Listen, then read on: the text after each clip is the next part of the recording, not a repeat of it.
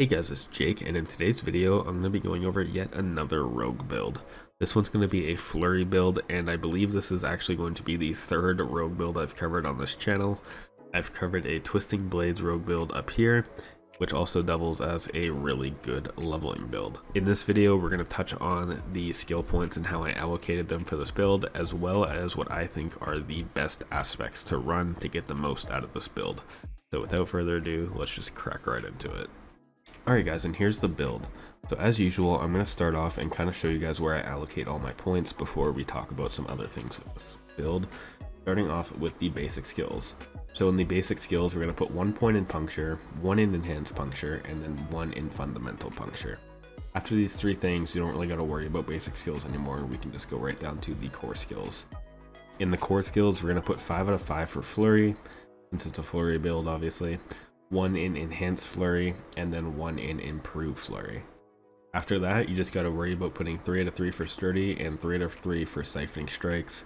These are going to be your two main survivability passives, so I always max these. It's pretty much a non-negotiable for me anyways, is to always max both of these on every build.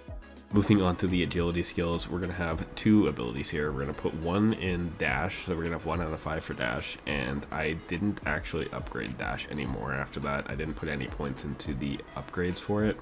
I just don't really feel like you get that much value out of it. And up here I have shadow step.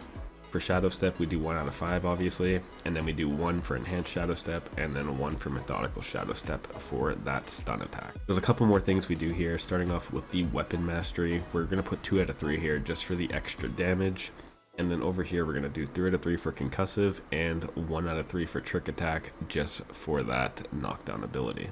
Going down to subterfuge now, we're going to put 1 point in poison trap, 1 in enhanced poison trap, and 1 in countering poison trap.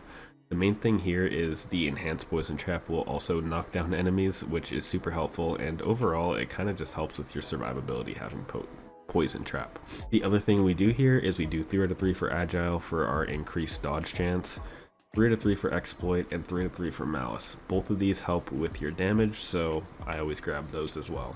In the imbuement section now, we're going to pick up our last ability, which is going to be poison imbuement. This is also going to be an ability you want a 5 out of 5, so be sure you do that. Do enhanced poison imbuement and then blended poison imbuement. So you're going to notice here that the main thing you're going to want to do here with this build is always make sure that there's enemies that are poisoned. You kind of rotate between poison trap and poison imbuement. Moving on, we have 1 out of 3 for deadly venom. 1 out of 3 for alchemical advantage. I just said that wrong, I'm pretty sure, but oh well, dyslexic. And 3 out of 3 for debilitating toxins. This ability is also just going to help with your survivability with the damage reduction that it gives you, basically. Moving on to our ultimate skills, there's a few things we want to grab here, starting off with the trap mastery. We want to do 3 out of 3 for trap mastery just because we're running poison trap and it will help. 1 out of 3 for adrenaline rush, and 2 out of 3 for haste. Haste is going to help with your attack speed as well as your movement speed, so it's definitely a good thing to grab. And the last thing we have to worry about is grabbing our key passive. The one I went with is close quarters combat because it's obviously a melee build, so just grab that and you're good to go. And with that last passive grab, that should be it for the build. Once you're max level, you should have all this and you'll be good to go for the end game.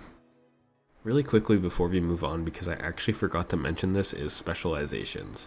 So if you don't know yet, you unlock specializations at level 15 for your rogue class quest, so just make sure you do that and you'll have the first one, which is combo points. Combo points is usually the one I run on my builds, and what it does is every 3 basic attacks your core skills will do more damage pretty much. Every 3 punctures, you're going to see this bar go up. Once it's 3 out of 3, you can do a flurry attack and it will do more damage basically. Alternatively, you can also run inner sight. You unlock inner sight at level 20, and what this does is it will mark enemies with a little purple icon above their head, and you just got to kill those enemies until a bar fills up. Once that bar fills up, you'll have unlimited energy for 4 seconds, so you can just go nuts with a flurry. Between these two, I definitely recommend combo points, but you can also use inner sight if you want. I just figured I would mention that. Before we end this video off, I wanted to make a quick section for aspects. These aspects will help enhance your build as much as possible, so be sure to grab them. I'll also note that some of these you can only get from drops and you actually can't get from dungeons. So I'll just start off with the ones you can actually get from the dungeons. The first aspect I want to talk about is going to be the aspect of encircling blades, and in my opinion this is probably the most important aspect. And what this does is it will make your flurry attack do damage in a circle around you as well. So this will just increase your AoE damage a lot, and in my opinion it's pretty much necessary for this build. You can grab it from the Forsaken Quarry dungeon and Fractured Peaks.